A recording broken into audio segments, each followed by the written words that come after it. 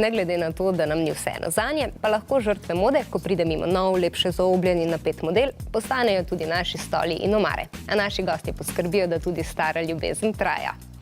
Jaz imam doma eno tako zrabljeno omaro, pa en stol, to jaz malo pobrusim, pa malo pobarvam, pa bo vse kot novo, a ne, Ajda? Ja, to si dosti ljudi misli, da je tako, ampak dejansko je treba ful dela vložiti, zato da rata potem na koncu res tako, ko je treba prenovljen kos.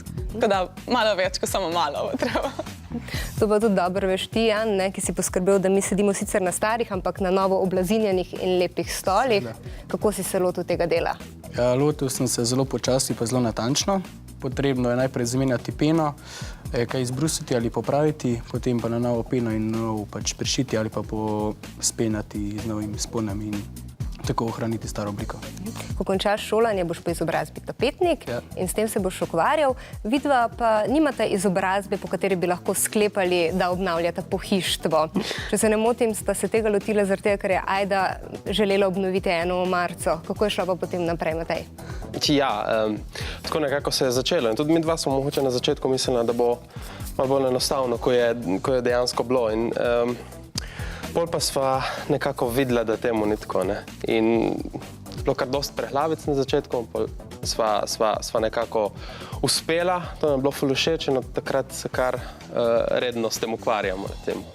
In zdaj sta sabo pripeljala tudi Berto, vidva poimenujeta svoje kose, ki jih obnovita. Jan, si ti tudi že kakšen kos, ki si ga obnovil, poimenoval recimo naš stol?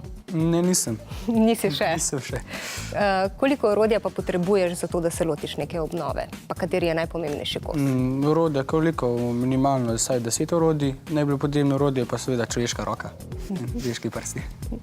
Ampak zdaj, če se res vrnemo k tistemu mojemu vprašanju, če bi želela nekaj sama doma obnoviti, pa da imam v glavi, da bo za to potrebnega veliko časa in znanja, kako naj se sploh zadeve lotim.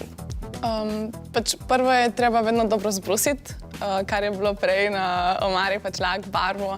To je tisti najbolj nezabaven del, ampak nujno potreben, da potem nasledi nanosi pač temeljne barve in barve lepo izgledajo, no. Tako da dosti ljudi najrajši bi preskočilo ta korak, ker pač brusiti tam par ur pač res ni fajn, ne. Sploh, če nimaš prostora, ne, predvsem v stanovanjih je pač to ful težko delati, ne. Tako da, ja, najprej zbrusiti fajn in potem barvati. Ta lepši del je najbolj kratek. Kaj pa, recimo, ko se lotiš nekega dela, na kaj moraš biti pozoren, da mogoče popaziš tudi malo na naravo?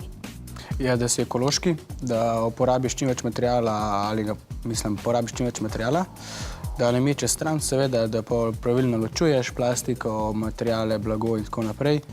Pa, ja, čim več izkoristka narediš deločem blago in na peni. Kje pa naj dobim dobre ideje, kako obnoviti? Mi dva ful črpava iz pač raznih spletnih strani, blogov, revij. Tako da, mislim, na spletu je tisočina stran, kjer se da pač ful idej dobiti.